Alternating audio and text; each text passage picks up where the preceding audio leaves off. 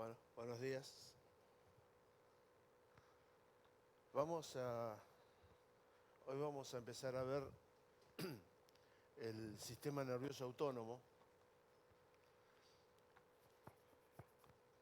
y vamos a ver que habíamos dicho en las generalidades o cuando vimos cómo se clasificaba el sistema nervioso desde el punto de vista funcional, lo dividíamos en sistema nervioso de la vida de relación y sistema nervioso autónomo, ¿sí? Y decíamos que el sistema nervioso autónomo es aquel que se encarga del funcionamiento de los órganos. En realidad es el que se encarga de lo que se denomina la homeostasis, o sea, el equilibrio del medio interno, o sea, la función global de todo el organismo. Va a tener este sistema nervioso autónomo, recibe distintos nombres porque en realidad uno de ellos es el de llamarlo autónomo, que da una idea un poco distorsionada de la realidad, porque cuando hablamos de un sistema nervioso autónomo pareciera que fuera un sistema nervioso que funciona por sí solo e independiente de todo, ¿sí? O sea que realmente la división de un sistema nervioso de la vida de relación y un sistema nervioso autónomo es simplemente desde el punto de vista organizativo, porque están entrelazados los dos. En realidad este autónomo no es tan autónomo, ¿tá? De hecho, por ejemplo, si yo huelo un alimento, o el olor a una comida que a mí me gusta, aumenta la secreción salival. La percepción del olor es de la vida de relación, sin embargo, el aumento de la secreción salival es del sistema nervioso autónomo. Entonces hay una relación, no es netamente un sistema que esté independiente, no es tan puntual o correcto. También se lo ha llamado sistema del gran simpático, sistema vegetativo. En realidad no hay una denominación que cuadre con su funcionamiento. Entonces se usa indistintamente la denominación de sistema nervioso autónomo, sistema vegetativo, ¿sí? No me gusta mucho utilizar el gran simpático porque si no se confunden. ¿Por qué? Porque este sistema nervioso autónomo consta de dos partes, lo que es el sistema simpático y el parasimpático, ¿sí? Entonces a veces cuando se lo llama gran simpático no se sabe si estamos hablando de esta parte o de todo, ¿sí? Entonces mejor autónomo o vegetativo. ¿Qué es? La función, como dije yo recién, es mantener el equilibrio del medio interno, la homeostasia, perdón. Los vamos a dividir, como ven, en dos partes: sistema nervioso simpático, también llamado ortosimpático toracolumbar, y sistema nervioso parasimpático o craniosacro.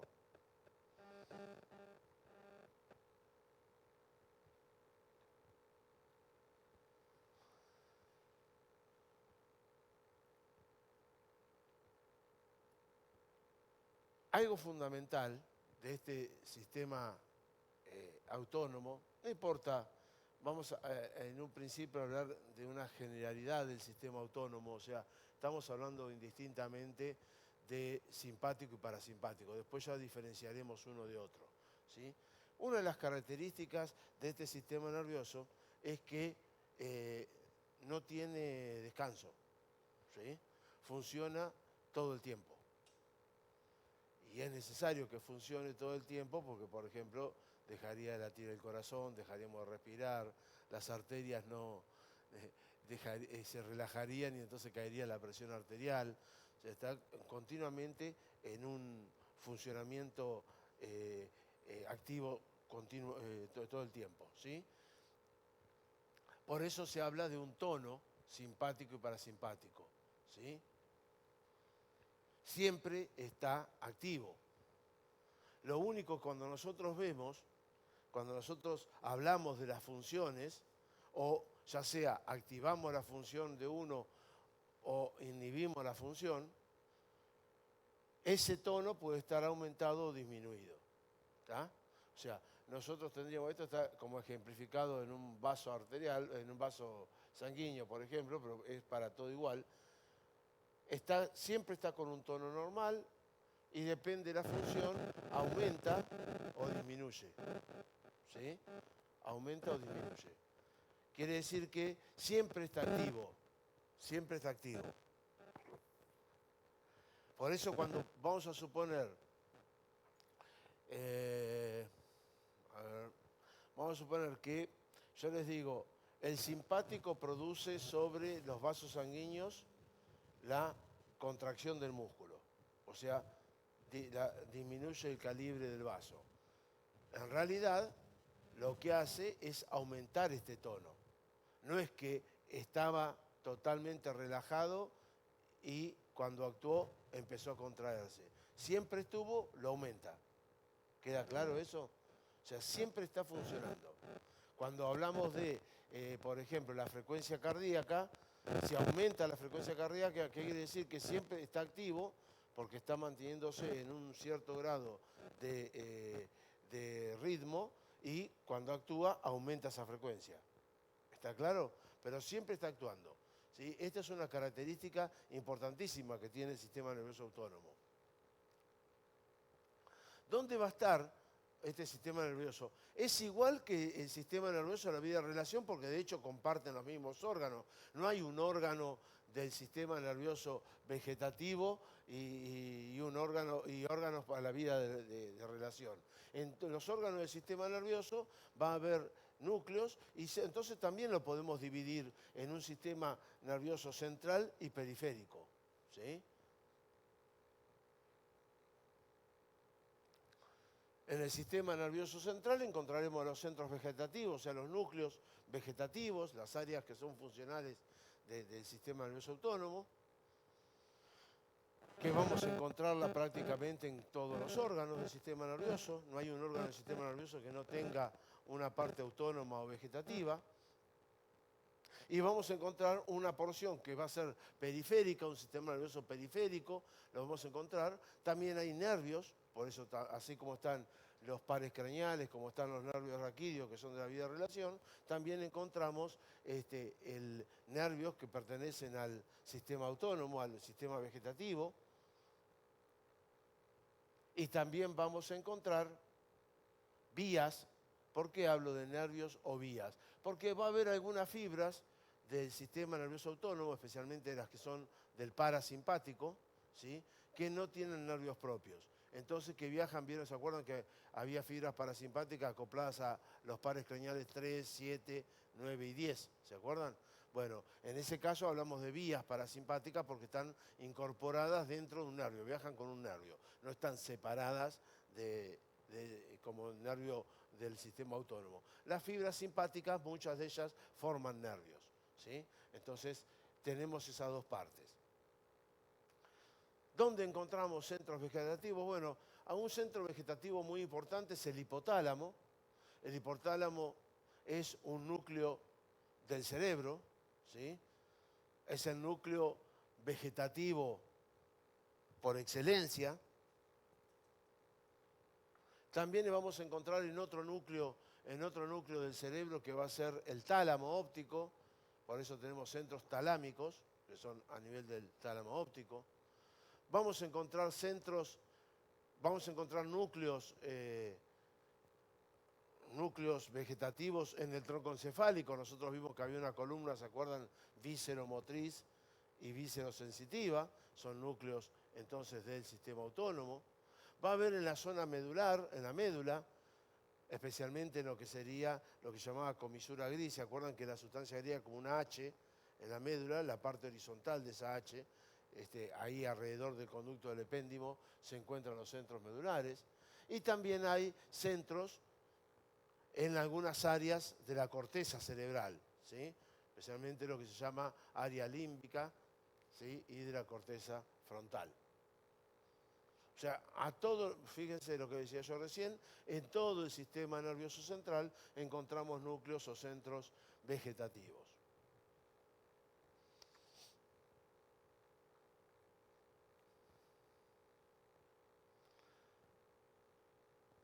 Obviamente, como toda parte del sistema nervioso, vamos a tener la unidad funcional va a ser el arco reflejo.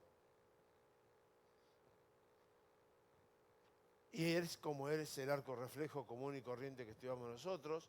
Va a tener una vía aferente, sensitiva, que trae la información al sistema nervioso, y va a tener una vía eferente, ¿sí? Una vía eferente o efectora, también llamada motora, que va a producir entonces la acción.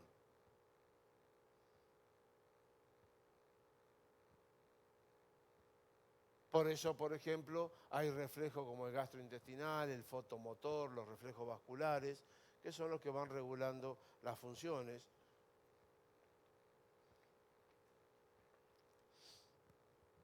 ¿Vieron cuando, por ejemplo,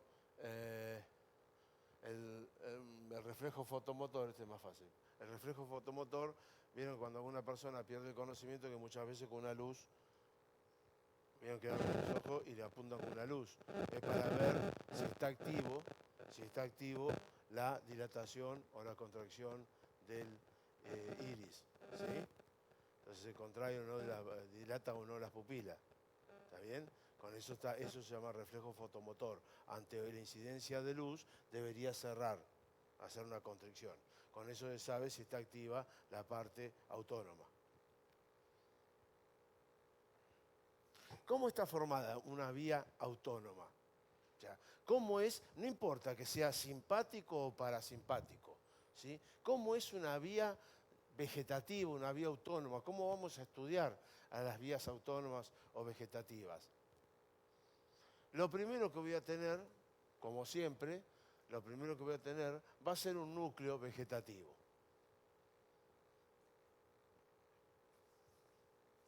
Vamos a suponer, como veíamos la otra vez, ese núcleo podría ser, como decía yo hace un ratito, en el tronco encefálico, podría ser un núcleo de la columna visceromotriz, ¿sí? Que es un núcleo salival, por ejemplo. ¿Está claro? Todos son iguales, ¿sí? Va a haber un núcleo,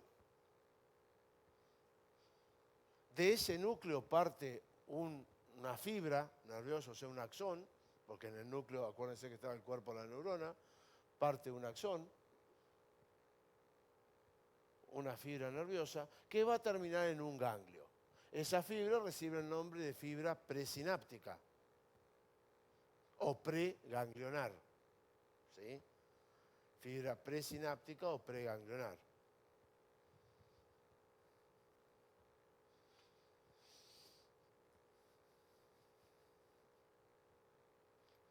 Va a llegar a lo que es el ganglio vegetativo.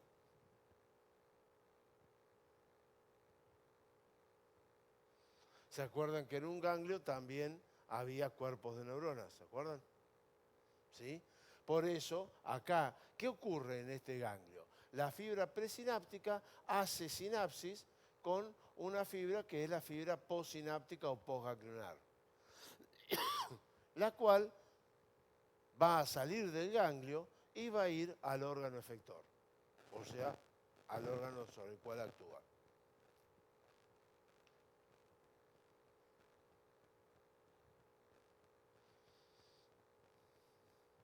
Siempre se respeta este esquema, ¿sí?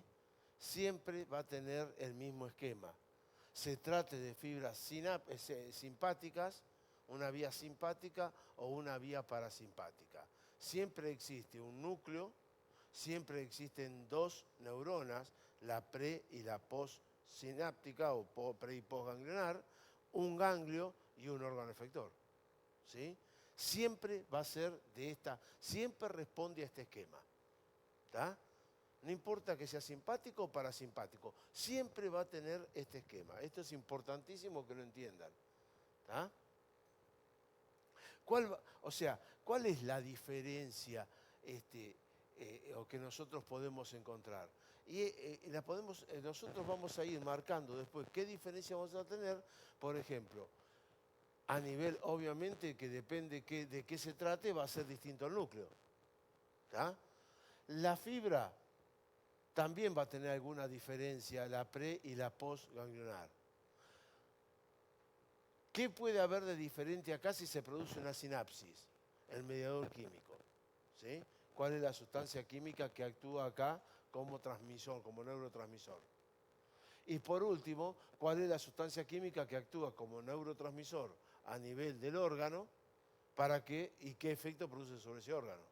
¿Está claro? Pero siempre tengan en cuenta esto. Esto es clave para que ustedes comprendan qué pasa. Bien. Ahora que ya tenemos la vía, vamos a ver cuáles son las diferencias. ¿Sí? ¿Qué diferencia vamos a encontrar? Vamos a ver la diferencia entre lo que es el simpático y el parasimpático. Como primera medida, la primera diferencia es un poco funcional. ¿Tá? Generalmente, y solo esta palabra es importante, generalmente son antagónicos, o sea, tienen función opuesta. Por ejemplo, donde uno acelera algo, el otro disminuye. ¿Tá? O sea, son de función opuesta. Siempre no. ¿Tá? Puede darse distintas situaciones.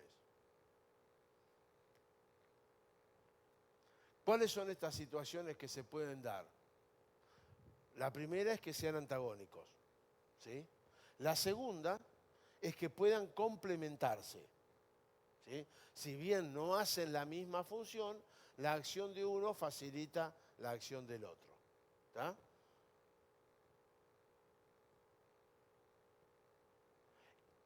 Y la tercera opción es que uno tenga efecto sobre un determinado órgano y el otro no tenga ningún efecto.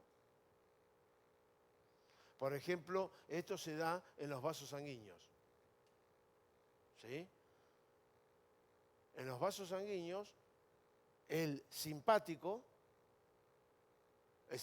va a producir la vasoconstricción. O sea, aumenta la contracción de la pared del músculo de los vasos. ¿Sí? Ahora, el parasimpático no hace vasodilatación. El parasimpático no tiene efecto. Entonces, ¿cómo se logra la vasodilatación? Simplemente con que el simpático deje de actuar. ¿Se entiende? Entonces, en ese caso, sobre los vasos sanguíneos, el simpático tiene una acción que es la vasoconstricción, el parasimpático no tiene ningún efecto. ¿Está?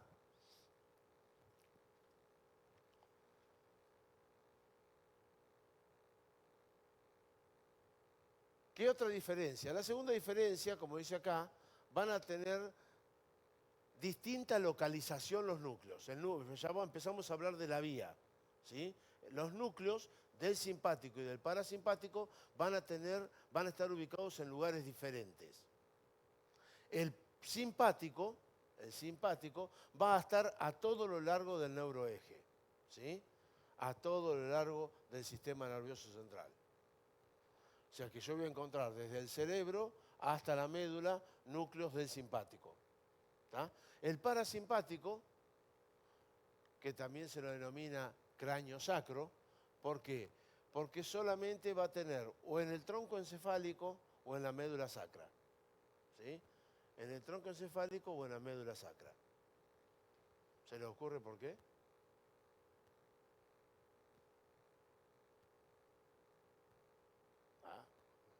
¿No se les ocurre nada?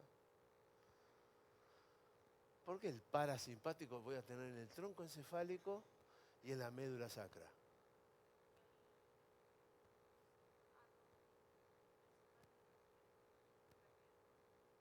Él tiene sus propias vías, sí. ¿No se le ocurre nada? ¿Qué se originaba del tronco encefálico? A ver, vamos a pensar. ¿Qué se originaba del tronco encefálico? Bien, el parasimpático sigue a nervios. En este caso, si está en el tronco encefálico, ¿a qué nervio sigue? A los pares craneales, ¿se acuerdan? Bien, ¿y cuáles eran los pares craneales que tenían fibras parasimpáticas? 3 7, 9. Bien, ¿hasta dónde llega el 10? Que vimos el otro día. Hasta el abdomen, hasta el estómago, ¿se acuerdan? Y esas terminales que hacían, que se llamaba Ase Memorable Reisberg, y inerva todos los órganos de la parte alta del abdomen. ¿Sí? O sea, que ¿qué le queda para que lleguen fibra parasimpática? Si el neumogástrico lo llevó por todo, desde el cuello lo llevó a todos los órganos hasta la parte alta del abdomen. ¿Se entiende? O sea, que le queda el pedacito abajo. Por eso los núcleos parasimpáticos van a estar en la médula sacra, porque solo le queda inervar lo que es la pelvis y la parte inferior del abdomen. ¿Sí? Y así como siguen a los pares craneales, los núcleos que están en la médula sacra seguirán a los nervios raquídeos sacros. ¿Se dan cuenta? Y se distribuye así, como si fuera el 3, 7, 9 y 10, lo hace con los nervios sacros. Entonces, esa es la razón por la cual el parasimpático únicamente lo encontramos en el tronco encefálico, que es lo que nosotros conocemos como columna vísceromotriz y víscerosensitiva, y a nivel de la médula sacra. No hay en el resto porque no se necesita, porque el neumogástrico cubre todo el territorio. ¿Está? La otra diferencia la vamos a encontrar en la neurona pre y postganglionar. ¿Sí? Pre y postganglionar. ¿Por qué? Porque la fibra preganglionar, la preganglionar, va a ser corta, va a ser una fibra corta en el simpático.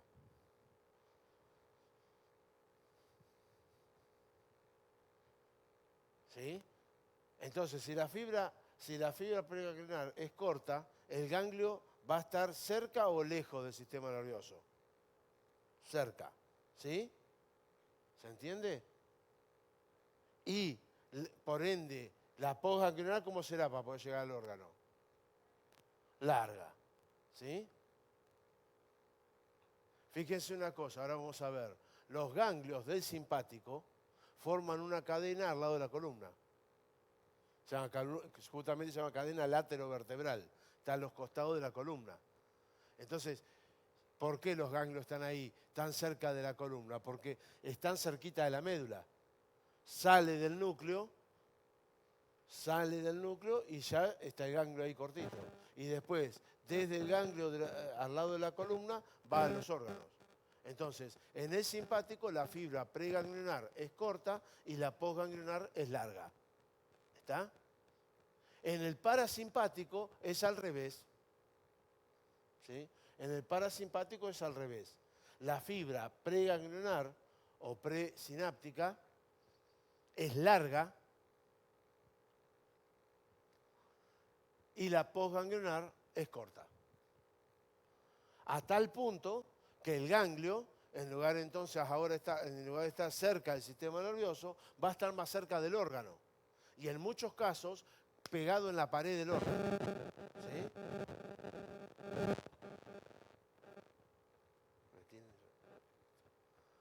¿Sí? Entonces, esto es fundamental que lo tengan en cuenta. Ven, acá está el simpático, fibra preganglionar corta, postganglionar larga, el parasimpático preganglionar larga y post corta. ¿Está claro? Eso es importantísimo. A ver, para que se den una idea, vamos a suponer, vamos a tomar la próxima vamos a explicar bien, pero vamos a explicar el parasimpático, por ejemplo, qué sé yo, la vía del motor ocular común. ¿Sí? El tercer par, el núcleo, fíjense, el núcleo va a estar en la columna vísceromotriz a nivel del pedúnculo. Son los núcleos de Edinger-Westphal y Perlia. ¿Sí? Bien, de ahí sale la fibra. Como el parasimpático viaja con los nervios, se suma al tercer par. ¿No? Fíjense, va a ser todo el recorrido del tercer par. Desde allá, de la fosa craneal posterior, va a hacer todo el recorrido, va a entrar a la cavidad orbitaria, cuando se divide en dos, va a seguir la rama inferior, ¿sí? Antes de entrar a la hendidura esfenoidal, entra a la cavidad orbitaria, Después la fibra preganglionar sigue al ramo para el oblicuo menor, y de ese nervio del oblicuo menor va a desprenderse la fibra preganglionar y va a terminar en el ganglio ciliar u oftálmico. ¿Se acuerdan que era un ganglio anexo al nervio oftálmico? Que está en el labio interno del agujero óptico. Entonces, fíjense de dónde recorrió la fibra preganglionar. Fue desde la fosa craneal posterior, con todo el recorrido del tercer par, hasta la cavidad orbitaria. ¿Queda claro? Ahora, la fibra postganglionar sale del ganglio ciliar-oftálmico que está al lado del agujero óptico y se mete, como nervios ciliares largos, cortos, se mete dentro del globo ocular. O sea, ahí nomás cortito. ¿Se entiende? Entonces la fibra preganglionar es larga, la postganglionar corta. ¿Quedó claro? ¿Sí? Bien, la otra diferencia es justamente lo que decíamos hace un ratito, el mediador químico o el neurotransmisor, ¿sí? El neurotransmisor. ¿Por qué?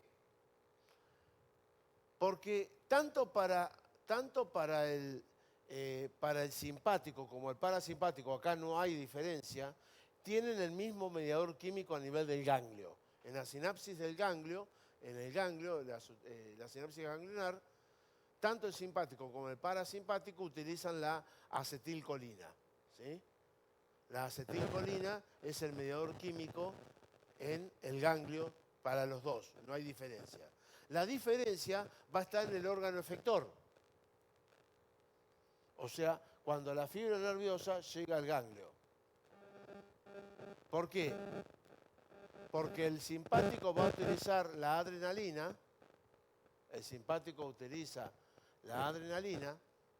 y el parasimpático la acetilcolina. Y ahí está la explicación que tengan distinto efecto. ¿Sí?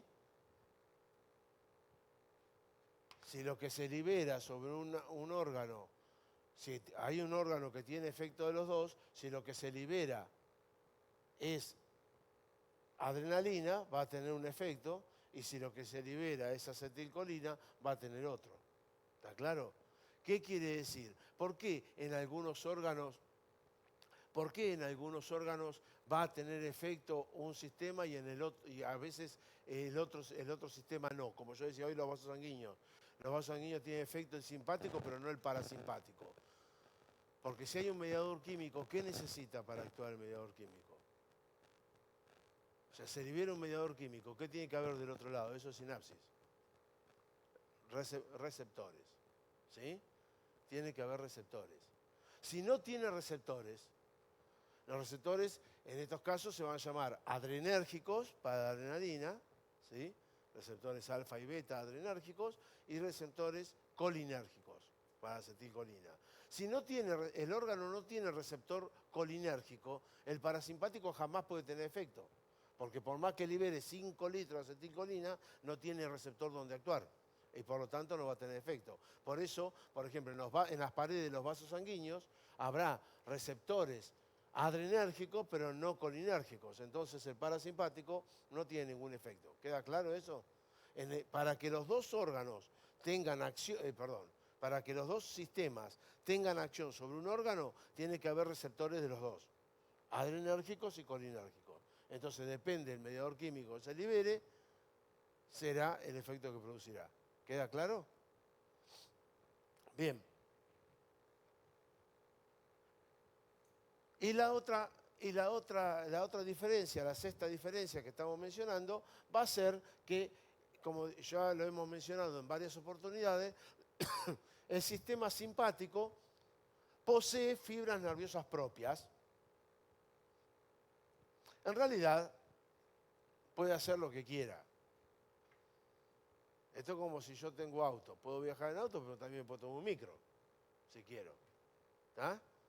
Entonces, ¿qué pasa? El simpático tiene nervios propios, nervios como si yo dijera el hipogloso.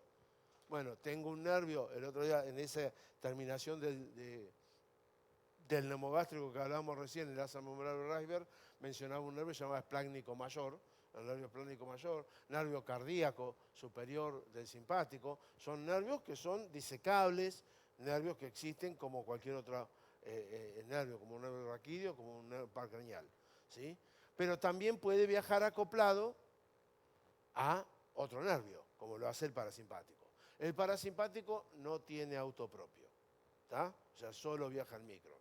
Esto quiere decir que no tiene la posibilidad de tener un nervio del parasimpático. Jamás voy a encontrar un nervio del parasimpático. Siempre va a viajar acoplado a algún nervio, que puede ser pares craneales, que ya los conocemos, o, como decía yo recién, que los núcleos estaban a nivel de la médula sacra, van a utilizar también los nervios sacros, ¿sí?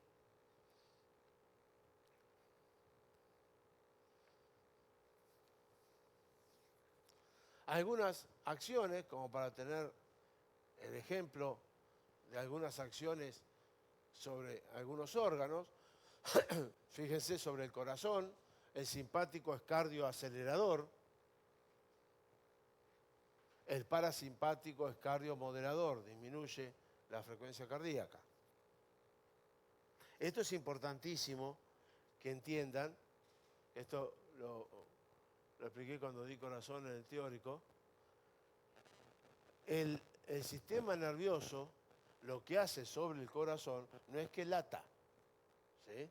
No produce el latido. Recuerden que estaba ese sistema que se llama cardionector, que generaba el impulso de contracción y eran fibras musculares, no eran fibras nerviosas, son fibras musculares especializadas que se contraen rítmicamente, ¿tá? Lo único que hace el sistema nervioso es acelerar, o sea, aumentar la frecuencia cardíaca o disminuirla, ¿sí? Nada más que eso. Sobre las glándulas salivales, el sistema simpático produce una saliva de tipo mucosa. Ustedes saben que la saliva puede ser mucosa o serosa, ¿sí? Mucosa, que es esa saliva cuando nosotros decimos, se siente como la boca pastosa, como que se pega, como que se adhiere, porque tiene mucho mucus, la saliva en ese caso. Entonces, la saliva mucosa es escasa, es espesa, ¿sí? Y el parasimpático, al contrario, es como cuando yo digo se me hace agua la boca, ¿sí? Esa saliva que es la serosa, que es la saliva fluida, abundante, ¿sí? Bien líquida.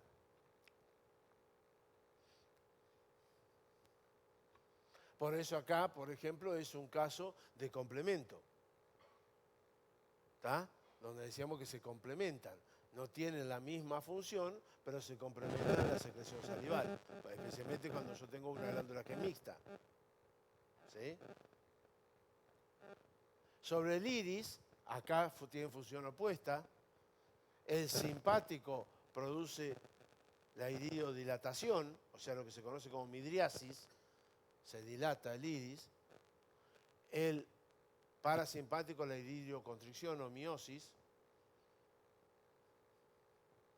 Y como yo había dicho hoy, en los vasos sanguíneos va a regular el calibre, o sea, va a producir la contracción del músculo, y el parasimpático no tiene ningún efecto. Bien, ¿queda claro? ¿Hasta acá?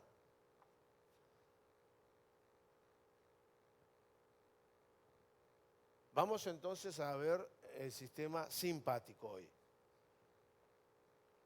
Vamos a ver el sistema nervioso simpático. Siempre respetando esto mismo que vimos nosotros. O sea, vamos a volver a ver ahora lo que pasa, que vamos a verlo más puntual. ¿Qué pasa con el sistema simpático? Siempre teniendo en cuenta, no dejen de olvidarse, ese esquema que hicimos de cómo es la vía autonómica, ¿sí? O sea, vamos a ver los núcleos del simpático, vamos a ver los ganglios que tenemos y las fibras que llegan y las que salen, o sea, las pre y las postgangliares y a los órganos que va. Acá tendríamos ese esquema que mostré recién, no es nada más que esto, vuelve a ser lo mismo, ¿sí? Vamos a tener una neurona central, o sea, una primera neurona, esto quiere decir que está en el núcleo de origen, la fibra preganglionar o presináptica, un ganglio del cual salen los ramos postganglionares, y van a ir a un órgano efector, y obviamente en ese órgano efector va a estar el mediador químico, que siempre va a ser la adrenalina, como dijimos. En el ganglio era el mismo para los dos. Es el mismo esquema, este es el mismo esquema de constitución. ¿Sí? Vamos a la primera. ¿Dónde encontramos los núcleos del simpático? Como dijimos, hay núcleos del simpático en todo el sistema nervioso. ¿Sí? A nivel de la médula forman una columna, forma una columna que se va a llamar intermedio lateral, o sea que está a este nivel, a nivel de la comisura gris, intermedio lateral. Y esta columna nuclear va a estar a lo largo de todos los segmentos torácicos y de los 2 o 3 primeros lumbares, ¿sí? Y vamos a tener centros, algunos centros más importantes, por ejemplo, fíjense, a nivel de C8 y D2, o sea, entre el octavo segmento cervical y el segundo dorsal o torácico, va a estar el núcleo cardioacelerador. Dijimos recién que producía aumento de la frecuencia cardíaca, es simpático. Está el núcleo cardioacelerador, el cilio espinal de Budge, que es el hilío dilatador. Entre T3 y T5 el bronco pulmonar. Entre T6 y L2 los pilomotores, o sea, esos que hacen que separan los pelitos de la piel, ¿sí? que está regido por un músculo que se llama músculo erector del pelo, ¿sí? Las glándulas sudorípadas y vasomotores de la piel.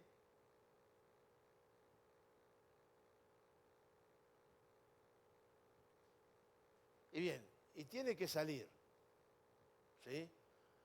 De estos núcleos centrales tiene que salir. El simpático, para poder salir, se va a acoplar la fibra preganglionar, que dijimos que cómo era en el simpático la preganglionar. Corta. Bien.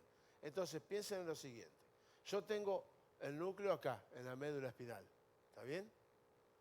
Y acá esto estaría dentro de la columna. ¿Está bien? Tiene que salir de la columna y al lado de la columna están los ganglios simpáticos. ¿Se entiende esto? ¿Hasta ahí? Entonces, lo primero que tiene que llegar es la fibra preganglionar, llegar al ganglio. ¿Está? ¿Cómo hace esta fibra preganglionar? La fibra preganglionar va a salir por la raíz anterior o motora del nervio raquídeo, sale la fibra preganglionar, sale dentro de la raíz motriz. Cuando la raíz motriz sale de la columna vertebral por el agujero de conjunción, cuando sale el nervio raquídeo, se encuentra la cadena de ganglios del simpático. ¿Estamos? Y ahí entonces del nervio raquídeo sale un ramito que va al ganglio. Ese ramo que sale del nervio raquídeo y va al ganglio es como si fuera una colateral que le da el ganglio. Se va a llamar ramo comunicante blanco. ¿Sí? Ramo comunicante blanco. O sea, ¿qué es un ramo comunicante blanco? Es un ramo que comunica o que une el nervio raquídeo al ganglio simpático. ¿Se entiende? Y es de la forma en que llega la fibra preganglionar.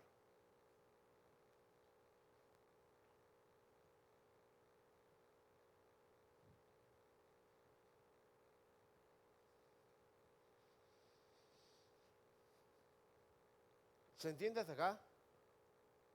¿Sí?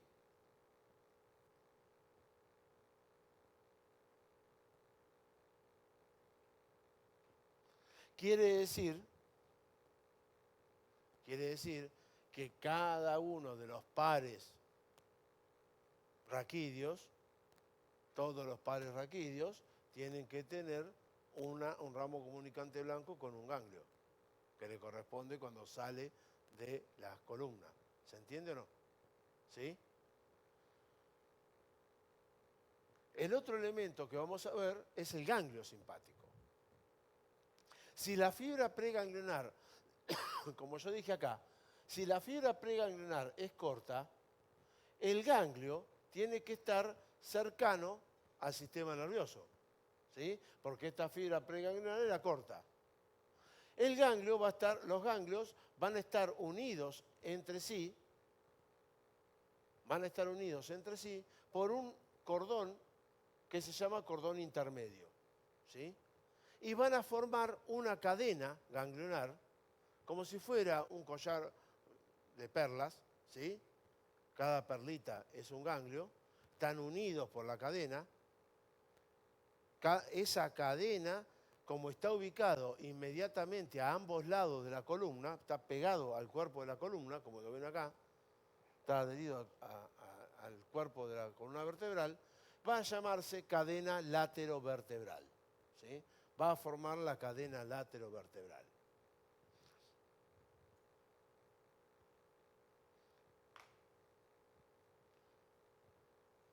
¿Cuántos ganglios debería haber?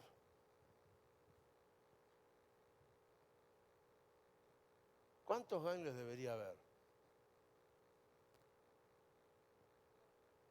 ¿Uno? ¿Y por qué no uno por nervio raquídeo? La vértebra no importa, el hueso. ¿Sí?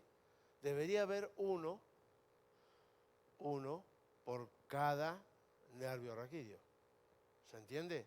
Por ejemplo, a nivel cervical debería haber 8. ¿Sí? A nivel cervical debería haber 8. A nivel dorsal debería haber 12. ¿Sí? Entonces, debería, porque ¿qué pasa? Si yo digo que cada nervio le llega la fibra preganglionar a un ganglio, por cada nervio raquídeo tiene que haber un ganglio. ¿Es correcto? Y es verdad, debería haber eso. Ahora, ¿qué ocurre a lo largo de la evolución del sistema nervioso? Los ganglios se unen y se fusionan entre sí, entonces, ¿qué va a pasar? Va a quedar menos cantidad de ganglios. ¿Se entiende? Lo que no van a perder es la comunicación con el nervio raquídeo que le corresponde. ¿Queda claro el concepto? Cada uno le corresponde uno, pero si se fusionan, va a quedar formado uno solo, pero conectado con los nervios raquídeos de los ganglios que se fusionaron. ¿Se entiende? Porque esto es clave para que después me entiendan lo que les voy a explicar de los ganglios cervicales. ¿Sí? Por ejemplo, a nivel cervical, vamos a tomarlo a nivel cervical, que es lo que vamos a estudiar nosotros. A nivel cervical deberíamos tener 8 ganglios, ¿sí? Uno por cada nervio raquídeo. Pero ¿qué ocurre? Los ganglios C1, C2, C3 y C4 se unen. ¿Ah? Para formar uno solo. ¿Estamos hasta ahí?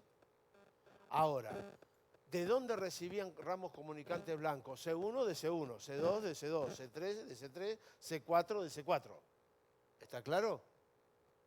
Ahora, si los uno, lo que no se pierde es el ramo comunicante blanco. ¿Qué quiere decir?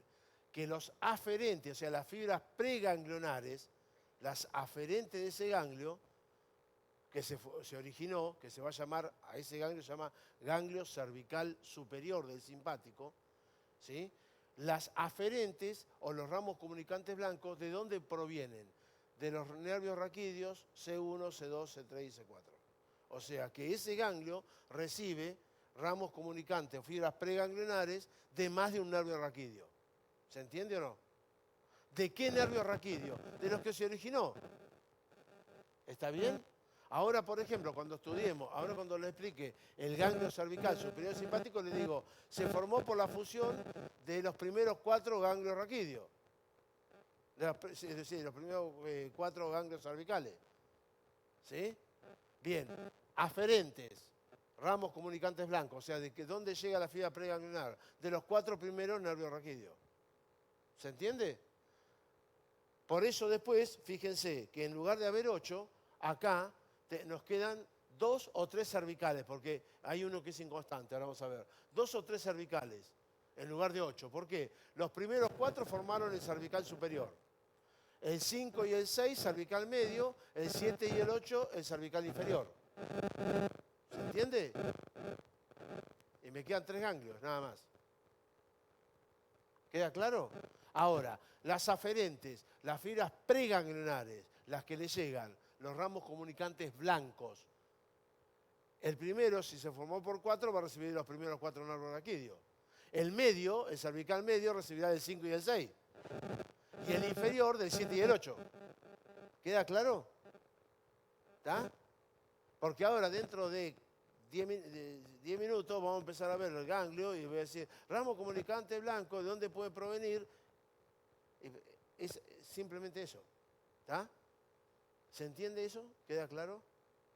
Bien. Fíjense, quedan reducido el número porque aparte pasa otra cosa, tiene otra característica. Observen que hay 2 o 3 cervicales, 10 o 12 dorsales, 4 o 5 lumbares, 3 o 5 sacros y 1 coxigio. ¿Por qué? Porque las cadenas laterovertebral viene descendiendo los ganglios y cuando llegan a nivel del coxis, las dos cadenas se unen en un ganglio que está en la línea media, por eso hay uno solo coxigio. ¿Sí? O sea, es como que las dos cadenas, tac, terminan unidos en el ganglio coxigio. ¿Está bien? ¿Por qué a su vez también puede haber 10 o 12, 4 o 5, 3 a 5? Porque también, además de unirse entre sí, los ganglios de una misma región, como yo decía recién, los primeros 4 ganglios cervicales, el quinto y el sexto, el 7 y el octavo, también hay una tendencia. Muchas veces el último ganglio de una cadena se une o se fusiona con el primero de la otra zona, ¿sí? Con el primero de la otra región. Por ejemplo, el ganglio cervical inferior del simpático puede existir como ganglio cervical inferior o puede unirse al primero dorsal y formar un ganglio llamado ganglio cérvico-torácico o ganglio estrellado. ¿Sí? O sea, por eso hay siempre el primero dorsal puede unirse al último cervical, el último dorsal al primero lumbar, el último lumbar al primer sacro. ¿Se entiende? Siempre puede haber eso. Por eso el número puede variar.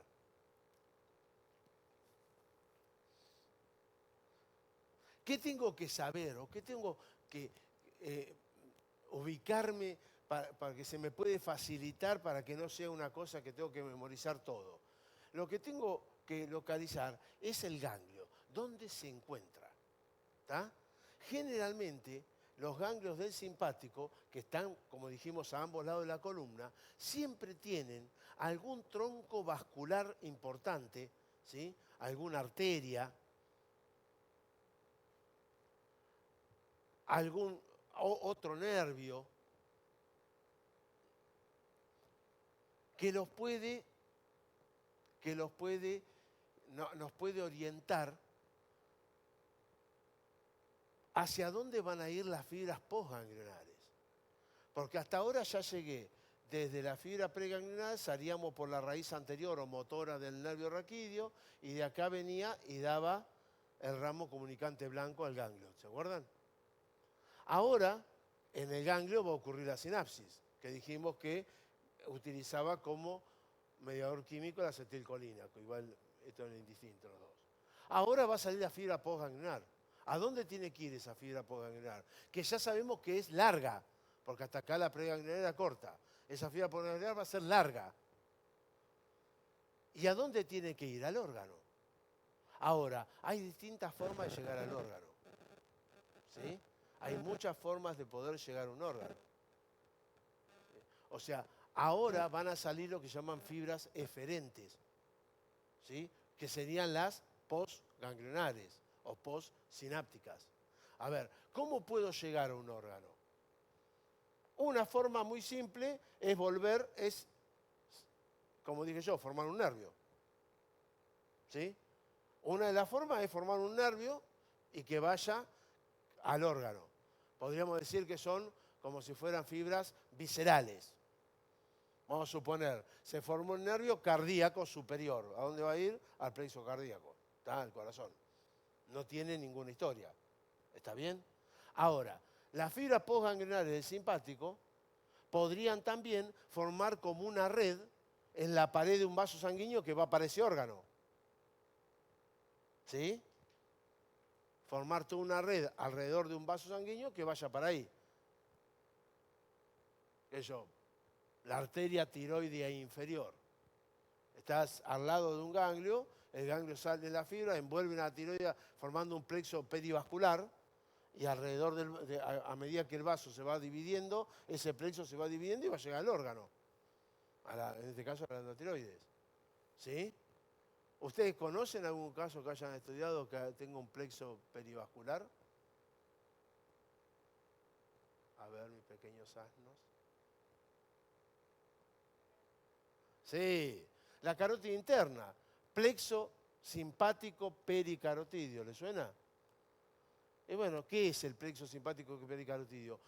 Las fibras postganglionares, de ahora la vamos a ver de dónde, que rodea la carótida y aprovecha que la carótida interna se mete en el cráneo para que esas fibras postganglionares, lleguen al interior del cráneo, por ejemplo, a la glándula hipófisis. ¿Está? Entonces, entonces ya tienen que de un ganglio que puede salir fibras viscerales, o sea, formar un nervio, pueden salir fibras que se llaman vasculares, podemos decirle, que van a formar un plexo perivascular para llegar al órgano.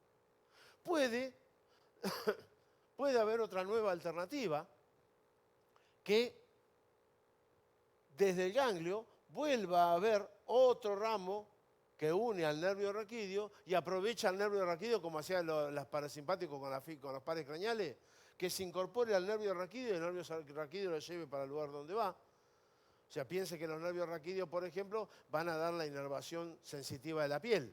Y acá vimos recién que había para glándulas sudorípadas, para los núcleos pilomotores, ¿sí? Entonces, tranquilamente se puede incorporar, ¿o no? En ese caso, a ¿cómo lo llamábamos cuando venía la vía aferente? Esta colateral que unía el nervio raquídeo al ganglio, ¿cómo se llamaba? Que dijimos recién. Ramo comunicante blanco. Ahora, si la fibra postganglionar es la que se suma, a esto se lo llamará ramo comunicante gris. ¿Está claro? Ramo comunicante gris. Es otra forma.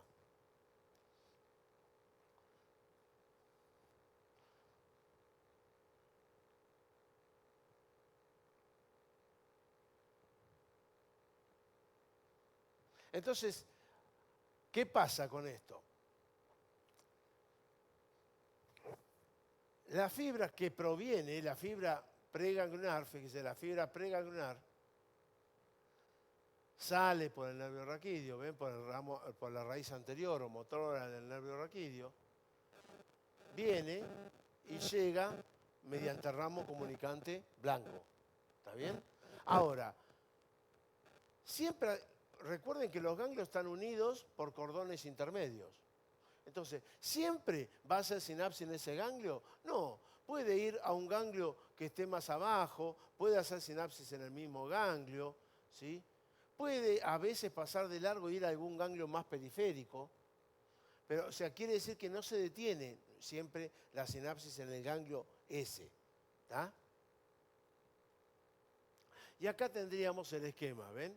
De lo que yo les decía, la fibra preganglionar, el ramo comunicante blanco, y acá encontramos el ramo comunicante gris, que es, una vez que hace sinapsis, el ramo comunicante gris sería cuando la fibra postganglionar o postsináptica ahora se acopla al nervio raquídeo. ¿Está? Ahora, Siempre es así, siempre ramos comunicantes grises, porque aprovechan para ir para el lado, para llevar para los vasos sanguíneos de la piel y todo, utilizan el nervio raquídeo. Entonces, ramos comunicantes grises va a haber siempre. ¿Todas las fibras postganglionares viajan en un ramo comunicante gris? No, solo aquellas que se incorporan al nervio raquídeo. ¿Queda claro ese concepto? Pero fíjense, ¿cuáles serían las variantes que estamos hablando nosotros? Al nervio, entonces, una es que se una al nervio raquídeo, que dijimos que era el ramo comunicante gris. La otra, que rodea los vasos sanguíneos. Entonces van a ser ramas vasculares que van a salir del ganglio, ¿tá? Que va a formar un plexo perivascular. Puede ir a otros ganglios y los ramos viscerales, que son los que forman nervio cardíaco, nervio esplácnico, ¿sí? Que van a las vísceras directamente.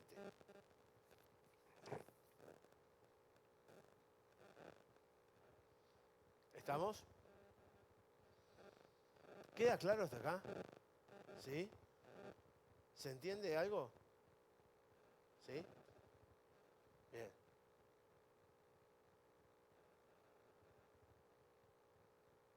Como dijimos, los mediadores químicos era en el ganglio la acetilcolina, a nivel del órgano efector la adrenalina, y por ende yo tendré en el órgano efector, para que tenga efecto ese mediador químico, en el caso, estamos hablando del simpático, voy a tener los receptores. Los receptores se van a llamar receptores adrenérgicos, y va a haber de dos tipos, los alfa y los beta. Dentro de los beta 1 y los beta 2, ¿sí?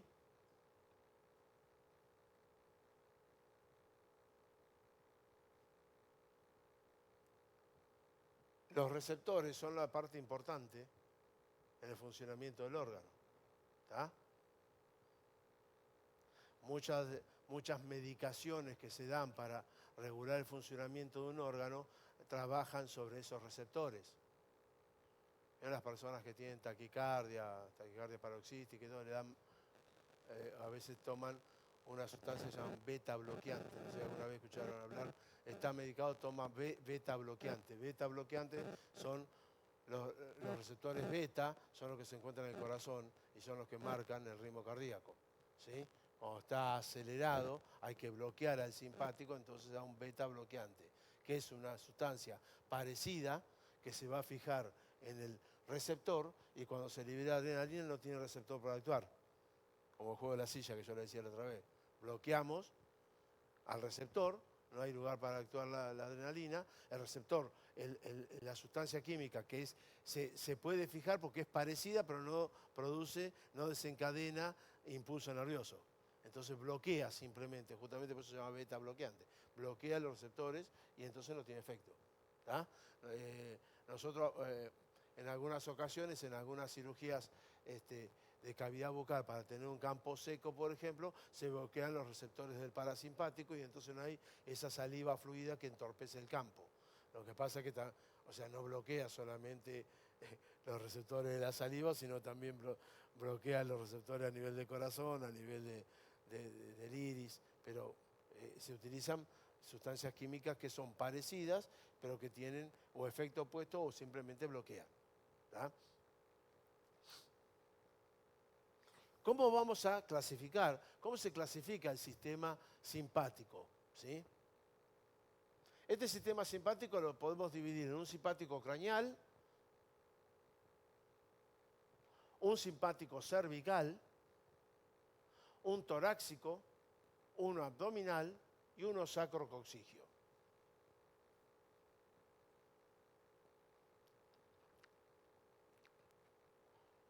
De todos ellos, que nosotros justo vamos a detenernos en estos dos, en el craneal y en el cervical, de todos ellos,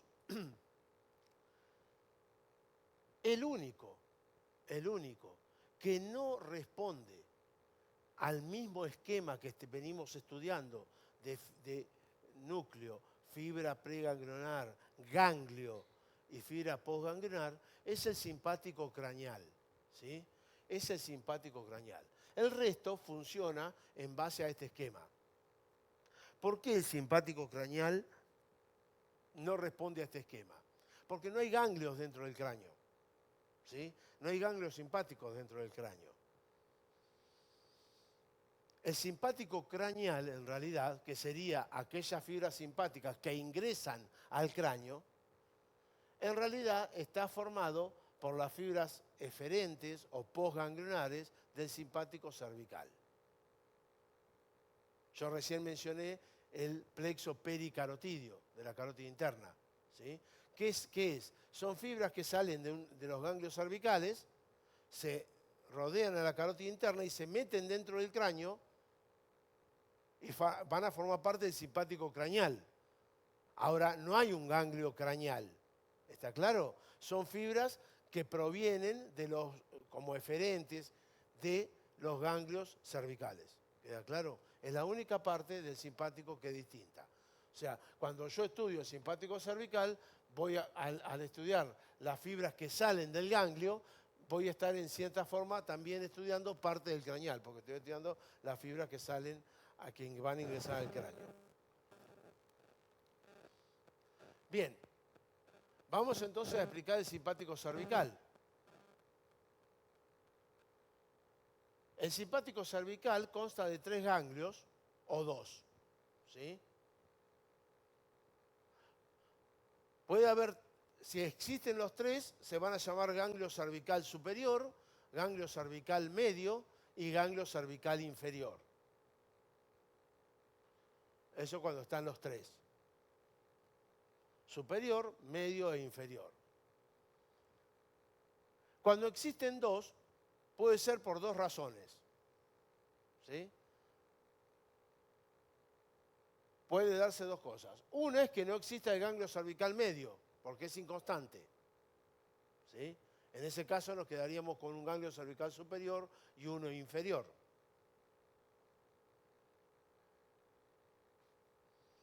Y la otra situación que puede ocurrir,